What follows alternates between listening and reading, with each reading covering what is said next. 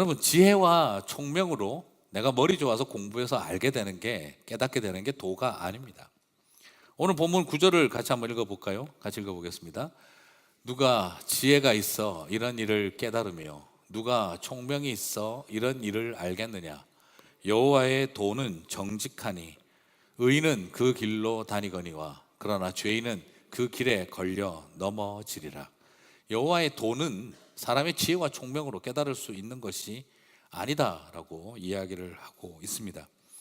오히려 저는 이 여호와의 도, 저는 이것은 하나님의 도를 안다는 것은 회개하기도 전에 임하는 용서하심, 회개하지도 않았는데 먼저 주어진 용서, 이걸 과연 누가 이해할 수 있겠습니까? 회개하기도 전에 우리를 위해서 십자가에서 자신을 죽으시며 용서하고 사랑하신 십자가의 도를 과연 누가 어떻게 이해할 수 있겠습니까? 저는 개인적으로 교회를 처음 나갈 때 정말 잘 이해가 안 됐던 것 중에 한 가지가, 아니 어떻게 용서를 구하고 회개를 하기도 전에 죽음으로써 먼저 십자가에 죽으시면서 먼저 용서하실 수가 있는가? 이게 논리적으로 회개가, 이 용서가 회개에 선행한다는 것을 제가 이걸 받아들이고 이해하기가 너무너무 어려웠습니다. 어떻게 용서가 회개보다 선행할 수 있는가? 내가 회개하고 내가 용서를 구해야 그 다음에 용서가 주어지는 게 논리적으로나 순서상으로 맞는 게 아닌가? 저는 그것이 처음에는 잘 이해가 가지 않았습니다. 하지만 시간이 흘러가면서 머리와 논리로 넘어서는, 우리의 머리의 논리를 넘어서는 이 가슴의 논리, 봐도 어머니와 같은 그 감성의 논리가 이것이 여기에 존재하고 있다는 것을 알 수가 있었습니다. 그리고 난 다음, 그 다음부터 회개한다는 말과 믿는다는 말은 분리된 말이 아니라 같은 말이구나. 회개한다는 것은, 그것은 바로 믿는다는 말이고, 믿는다는 말은 회개한다는 거구나. 믿는다는 말은 막연히 신비로운 지식에 대해서 압도당하고 깜짝 놀라가지고 오, 저거 믿을만하네 하는 그런 수준의 이야기가 아닙니다. 바로 믿는다는 말은 어떻게 이런 죄인들을 저렇게 용서할 수 있는가에 대한 사랑과 용서에 압도당할 때 믿음이 생기는 것입니다. 내 이성과 내 논리와 내 경험을 뛰어넘는 신비로운 일에 압도당하는 게 믿음이 아니라, 어떻게 이런 일을 용서하고 죽기까지 사랑할 수 있는가 하는 사랑과 용서에 압도당할 때, 그때 우리가 믿음이 생기는 것입니다. 그것을 우리는 회개라고 말을 하는 것이죠. 그래서 오늘 저는 여러분에게 회개하라 그러면 용서하시리라 라고 말하지 않겠습니다. 반대로 선포하고 싶습니다. 용서하셨습니다. 그러므로 회개에 이르십시오 하는 것입니다. 사랑하기에 죄 용서하시고 회개함으로 믿음에 이르게 합니다. 처음에는 죄에 대해서 회개를 할 때 참회의 눈물을 흘리지만, 그러나 나중에는 지은 죄에 대한 참회의 눈물을 흘리는 게 아니라 나를 먼저 용서하고 사랑하셨다는 것을 발견하는 감격의 눈물이 따라오게 되어 있습니다. 여러분, 내가 지은 죄에 대한 참회의 눈물을 쏟은 게 회개의 완성이 아닙니다. 그건 회개의 시작에 불과합니다. 내가 회개하기 전부터 나를 용서하셨다는 사실 앞에 서게 되어져서 그 바람에 감격과 감사의 눈물이 흘러나올 때, 그게 회개의 완성입니다.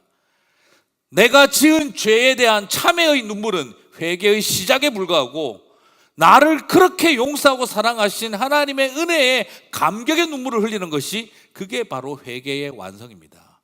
아직도 참회의 눈물만 흘리고 계셨다면 회개를 정확하게 모르고 있는 것입니다. 완성되지 않은 것입니다.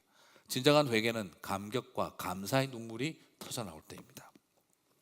완성되는 것입니다. 여러분이 그 회개와 믿음에 이르게 되시기를 바랍니다. 신비로운 영성 앞에 압도당하는 게 믿음이 아닙니다. 놀라울 만한 사랑과 용서에 압도당할 때, 그때 믿음이 나오는 것입니다.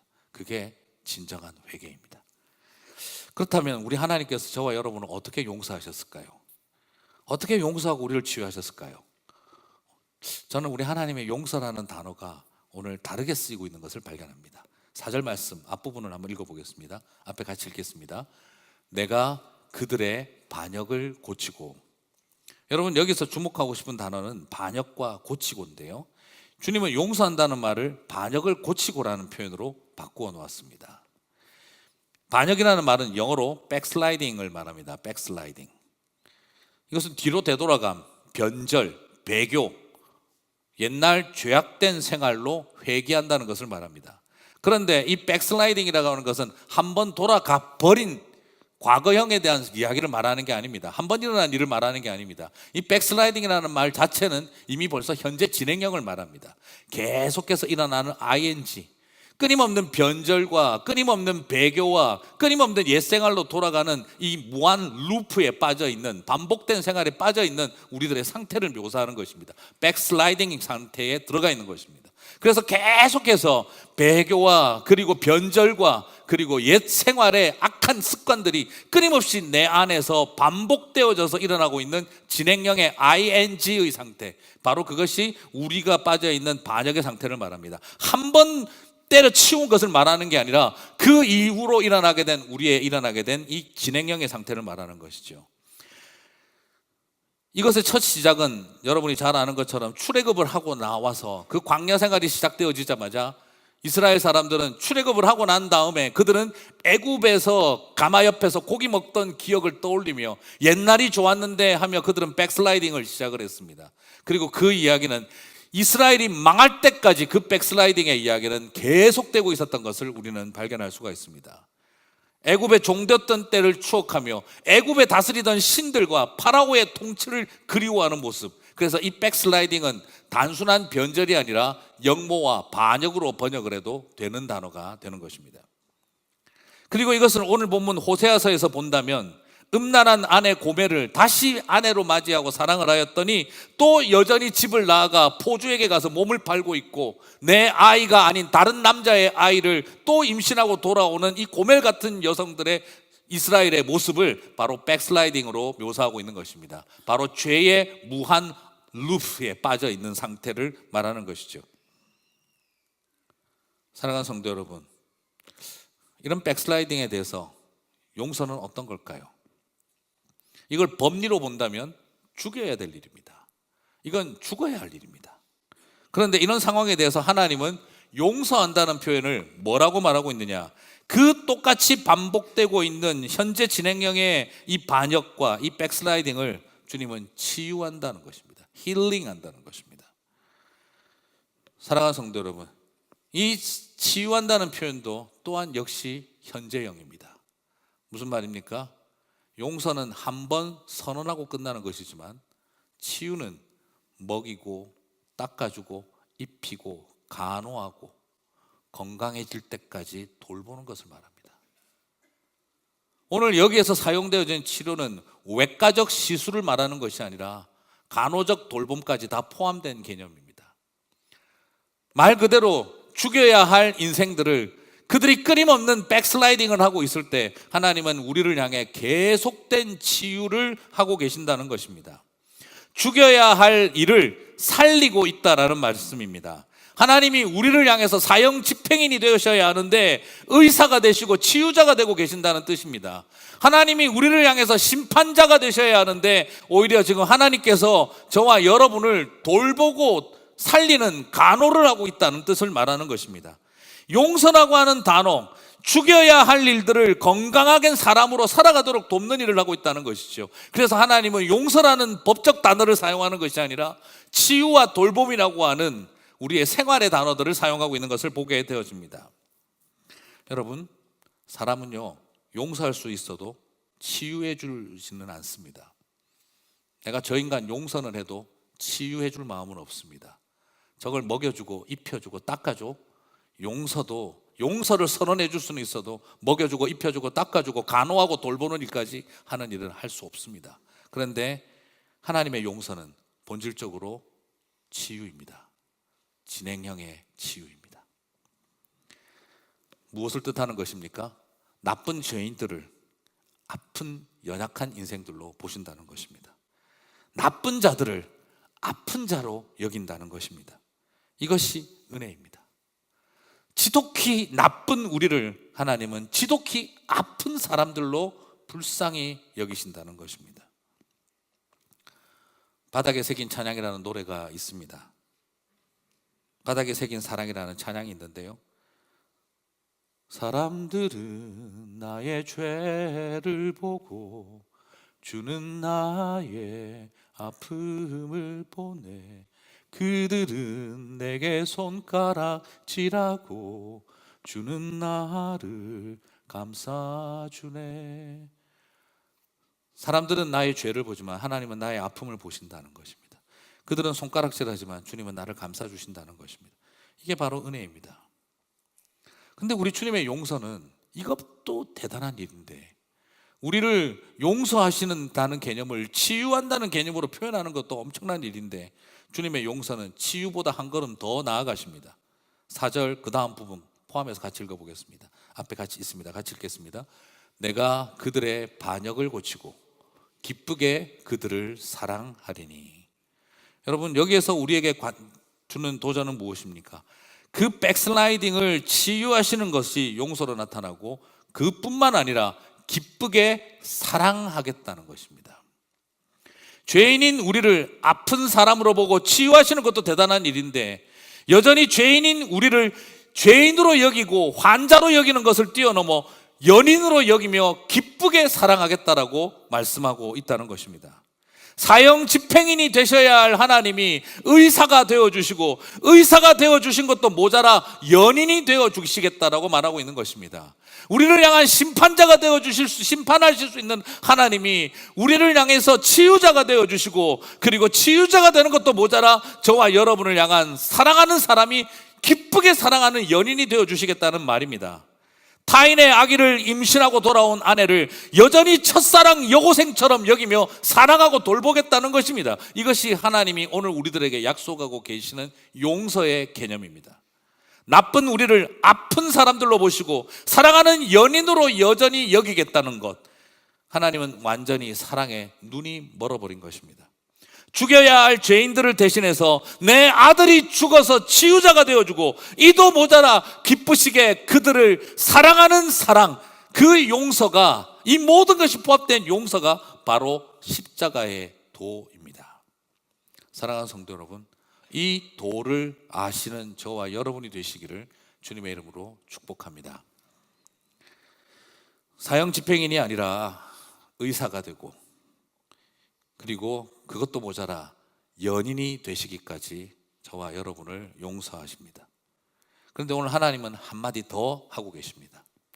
5절에서 나는 어떤 존재냐 같이 읽도록 하겠습니다. 내가 이스라엘에게 이슬과 같으리니 그가 백합화 같이 피겠고 레바논 백향목 같이 뿌리가 박힐 것이라. 뒤에 6절과 7절을 읽어보면 레바논의 포도나무 같이, 레바논의 포도같이 되게 하겠고 그들은 감람나무가 되리라 라고 이야기를 하고 있습니다. 여기서 여러분 굉장히 재밌는 대조를 보입니다. 이스라엘 사람들은 뭐가 된다고요? 레바논의 백합화 같이 꽃처럼 화려하게 피고, 레바논의 백향목처럼 뿌리 내리고 하늘을 향해 곱게 자라고, 그리고 감람나무처럼 열매 맺고 레바논의 포도처럼 열매 맺는 그런 이스라엘이 되게 하겠다 하고 계시는데, 하나님은 뭐로 묘사하고 있습니까? 이슬이라고 표현하고 있어요. 전 처음에 보고 헷갈렸습니다. 하나님이 백합하고 백향목이고 감람나무고 포도나무 같은 분 아닌가? 아니었어요. 사람을 그렇게 여기시고, 당신은 뭐로 만들고 뭐처럼 여기고 있습니까? 이슬이라고 이야기를 하고 있습니다. 왜 그렇게 자기 자신은 초라하고 아무것도 아닌 물알갱이처럼만 표현하셨을까요? 거대한 호수와 바다도 아니고 그냥 점 같은 먼지 같은 물알갱이로 표현하고 있습니다.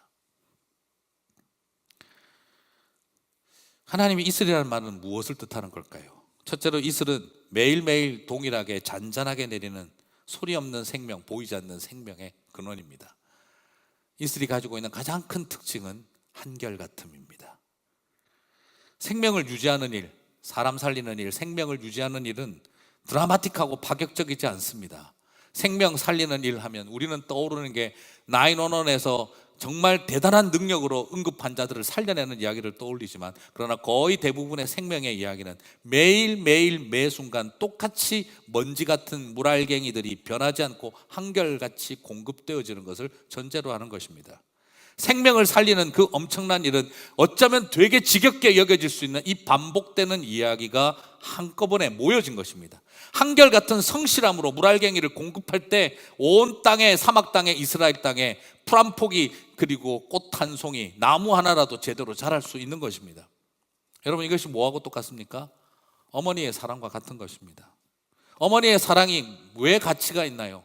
어머니가 911 구급대원처럼 우리를 살려준 적이 있기 때문입니까? 그렇지 않습니다. 오히려 이슬처럼 매일매일 똑같은 것을 우리들에게 공급해주고 있기 때문입니다. 일어나서 밥 준비하고 도시락 싸주고 학교 라이드 주고 돌아와서 그 사이에 집안 정리하고 그리고 잠시 앉았다가 다시 아이들 픽업하고 간식 준비하고 시장 봐서 저녁 준비하며 아이들 먹이는 일입니다. 그 지겹게 반복되어지는 일, 그리고 하는 말도 잔소리 누가 하고 싶어서 합니까? 하다 보니 할 말이 없으니 잔소리가 되는 거죠. 공부해라, 게임 좀 그만해라, 아침은 꼭 좀 챙겨 먹고 다녀라, 싸우지 말고 서로 사랑해라. 잔소리 같은 말 속에 한결같은 사랑으로 존재하는 것이 있습니다. 아이들을 위한 식사 기도도 이제 특별한 기도 언어가 고갈되어 거의 반복적으로 일어납니다. 여러분, 아침 식사, 점심 식사 때마다 애들 위해서 기도하시죠? 아멘. 기도하는데 기도하는 내용이 뭐 특별한 게 있으십니까? 한 30년 하다 보니 할 말이 없어요. 애들 기도하는데 뭐 특별한 기도할 게 있습니까? 저도 이제는 할 말이 없습니다. 할 말이 없어. 그냥 앉으면 기도하는 내용이 하나님, 우리 아이들 건강하고 밥 잘 먹고 학교 가서 친구들과 잘 지내고 하나님 사랑하고 힘든 사람들 돌아보는 아이들 되게 해주십시오. 저도 한 20 몇 년 했더니 이제 재미가 없어서 못하겠어요. 애들도 뭐 거의 기계적으로 외울 것 같아요. 근데 어느 날 앉아서 제가 아이들을 위해서 기도를 했는데 식사 기도 때 하던 걸 기도하고 있더라고요. 또 똑같이. 그때 제가 깨달았습니다. 우리 아이들에게 뭐 대단한 기도가 더 필요할까요? 밥 잘 먹고 학교 직장 잘 다니고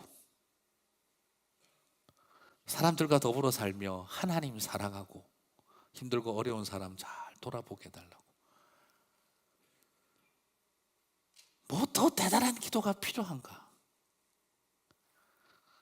저는 그때 깨달았었습니다. 그렇다. 매일매일 떨어지는 아침 이슬 같은 게 생명 살리는 힘이구나. 그 반복되고 지겨운 똑같은 기도가 이 아이들에게 평생 가야 할 기도구나. 사랑하는 성도 여러분, 과연 그것을 지겨운 반복이라고 할 수 있을까요? 잘 모르는 자식은 또 똑같은 기도한다고 생각하겠죠. 그러나 인생을 아는 부모는 그 기도가 전부라는 걸 알고 있습니다. 매 순간 똑같은 기도를 하고 자식들은 지겨운 반복처럼 보일는지 몰라도 부모 마음은 그것이 가장 간절한 기도입니다. 우리는 그것을 지겨운 반복이라고 생각하지 않습니다. 변함없는 한결같음이라고 말할 수 있을 것입니다. 사랑하는 성도 여러분, 내 일상 속에서 너무 지겨워하지 마시기 바랍니다. 너무 평범하다고 폄하하지 마시기 바랍니다. 그 속에 한결같은 고귀한 사랑이 들어있다는 것을 꼭 기억하시기를 바랍니다. 사막에서 우리를 살리는 그 이슬은 물 알갱이 사이즈도 한결같고 변해본 적이 없습니다. 성분도 한결같고 똑같습니다. 매일 같은 시간 비슷한 양으로 늘 떨어집니다. 이스라엘의 역사만큼 매일 아침 반복되어진 일이 그 물알갱이가 내리는 일입니다. 세월이 흘러왔고 아무리 세상이 달라져도 그 떨어지는 이슬의 방울은 바뀐 적이 없습니다. 지겨울 만큼 반복하고 왔습니다. 그러나 그것이, 그 지겨운 반복이 모든 것을 살리는 한결같은 고귀함이었다는 것을 기억해야 합니다. 아브라함이 걸어가면서 경험했던 이슬방울이나 다윗이 경험했던 이슬방울이나 저와 여러분이 경험하는 이슬방울은 그것은 어떤 것도 달라진 것이 하나도 없습니다. 몇천 년을 인간의 죄악의 역사를 이어오면서도 내려왔던 그 이슬의 한결같음이 그들을 살렸고 저와 여러분을 살렸고 그리고 우리의 다음 세대들을 똑같이 살려낼 것입니다. 하나님은 그 지겨운 반복을 변함없이 한결같이 저와 여러분을 위해 해 오셨습니다. 생명은 지겨운 게 아닙니다. 생명은 그래서 가치 있는 것입니다. 사랑하는 성도 여러분, 우리가 그 이슬을 머금고 살아왔던 것처럼, 한결같은 이슬의 모습처럼 그렇게 생명 살리는 통로가 되시기를 주님의 이름으로 축복합니다. 너무 대단하고 놀랍고 짜릿한 것만 기대하지 마시기 바랍니다. 너무 대단하고 놀랍고 짜릿한 것 하려고 애쓰지 마시기 바랍니다. 하나님은 인류의 역사와 창조의 역사만큼 반복되어 온 죄의 역사 속에서도 한결같이 이슬 방울을 내리시는 일을 한 번도 게을리 하신 적이 없습니다. 사랑하는 성도 여러분, 그 이슬처럼 한결같으시기를 주님의 이름으로 축복합니다.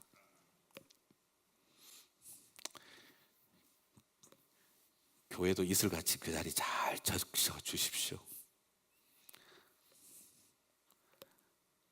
교회의 그 자리 이슬처럼 자리 지켜주십시오.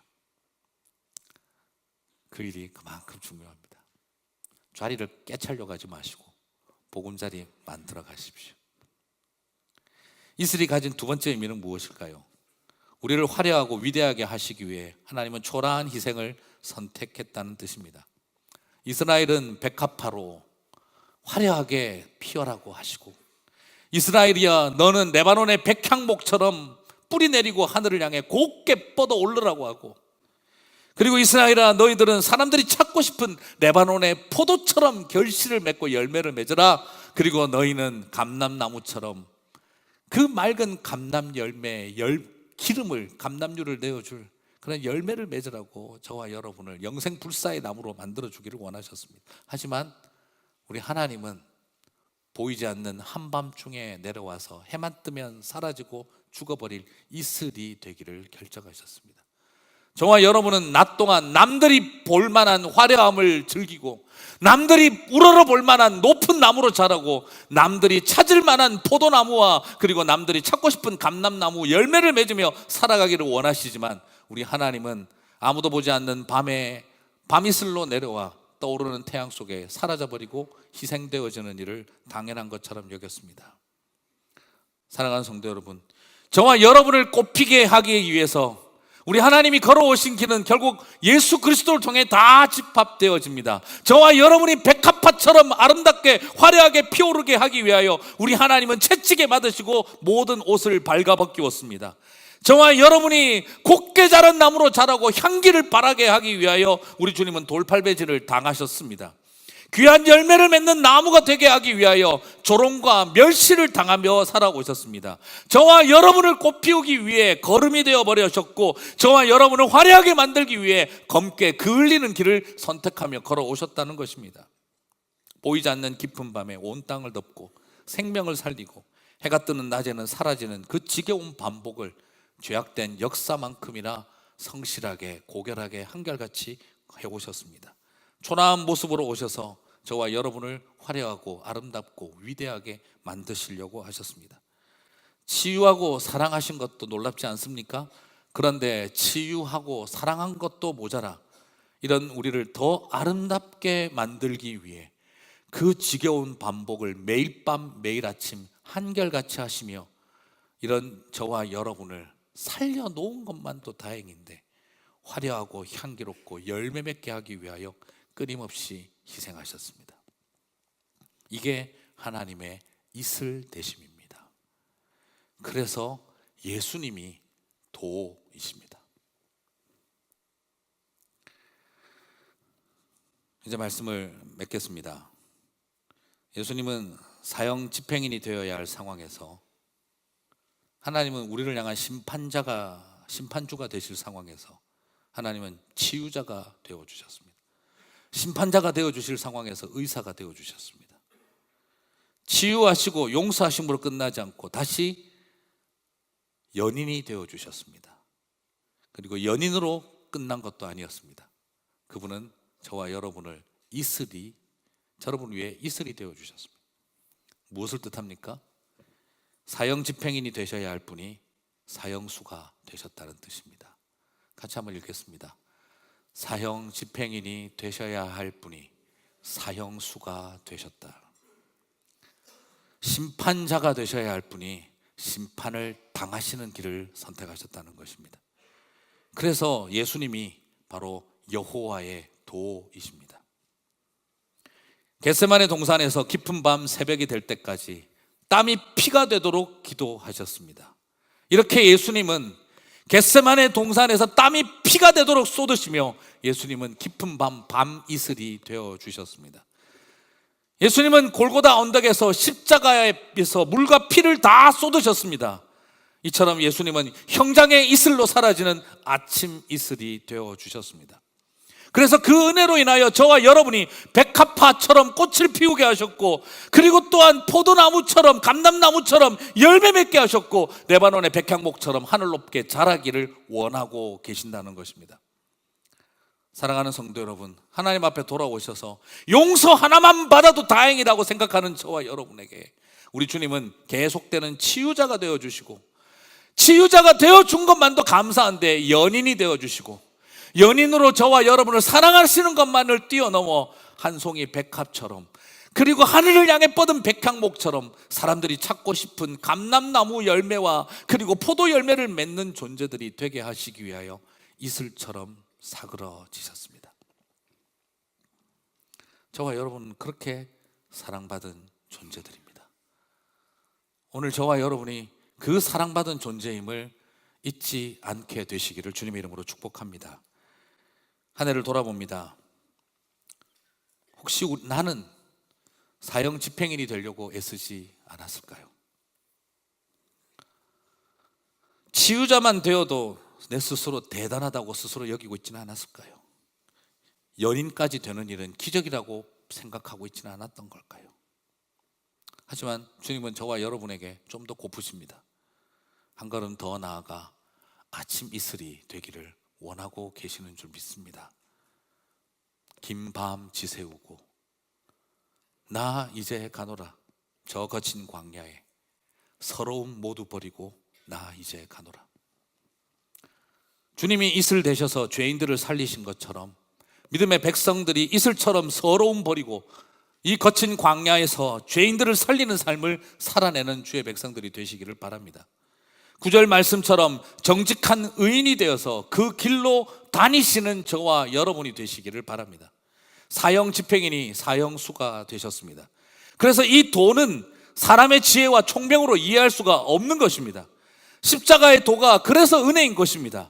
그 은혜가 저와 여러분을 분명히 덮어주실 줄 믿습니다.